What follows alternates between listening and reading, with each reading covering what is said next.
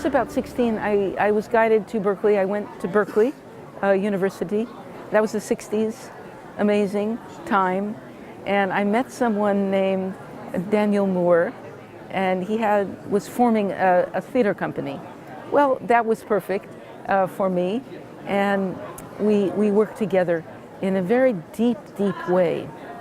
Very soon after I arrived there, I was standing in the student union at Berkeley.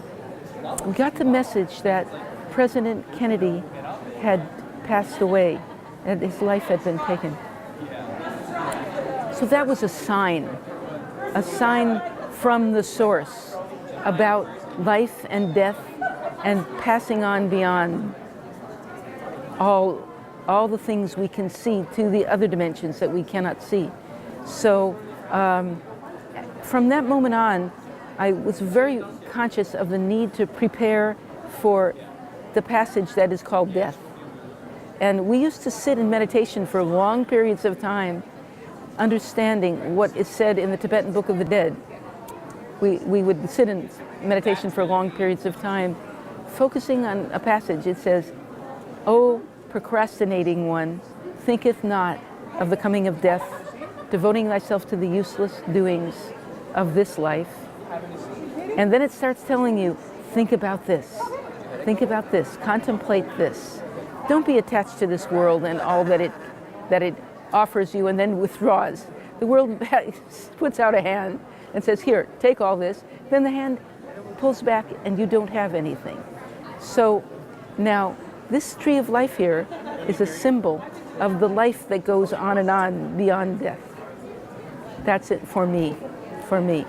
And I was guided from that point on to experience the transcendence of life in the world. And so we would like serve food to people on the weekends. I used to cook immense amounts of food and serve it, chapatis, etc. And then we would meditate for long periods of time. Then we did our play. That was our ritual. During the week, we spent hours in meditation and contemplating the inevitability of passing beyond this life, and what do we have here that prepares us for that? Now, I later discovered a phrase that about so many things. I discovered the teachings of the Quran, Sufi teachings, that tell us that the best that you do here is what you find there. It says that on that day, when you return back to your Lord, the best of what you did here you will see there. Now that's a really deep statement, and therefore what we do here does count. What we're doing here is very important, step by step, moment to moment, and breath by breath. That every being that you see is precious and sacred. You can't hurt that person, and because you will see that pain that you caused on that day. You go back into the source of all, you're going to be carrying that wound that you inflicted, and you don't want to. You don't want to carry that with you. If you kill one life, it's like you killed all of humanity. If you save one life, it's like you've saved all of humanity. And I wanted to dedicate our work together to saving lives, one by one. How do we save lives? One way is to have nonprofits that go and bring food to the hungry, and that's extremely important. Anyone that can do that, and any way we can help one another, we want to do it. We long to do it. At the same time, knowledge is salvation, true knowledge. And each person who's seeking that knowledge may be saved just by hearing words like these that I and other people are talking about, that we're transmitting.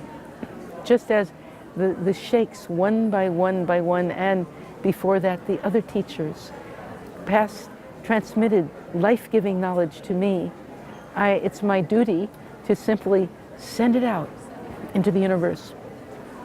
Wake the people up, awaken to the possibilities of transformation by grace of God, and uniting humanity in that grace so that we can dispel the force of that which is trying to separate us.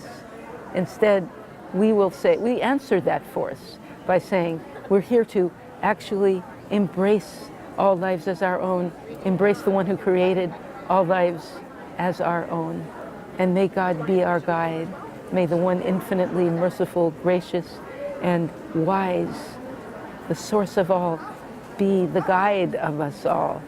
And imagine the celebration that we can have as we make this journey all together. Peace and blessings be upon you, everyone, wherever you may be, and those who can see this and those who are just feeling it.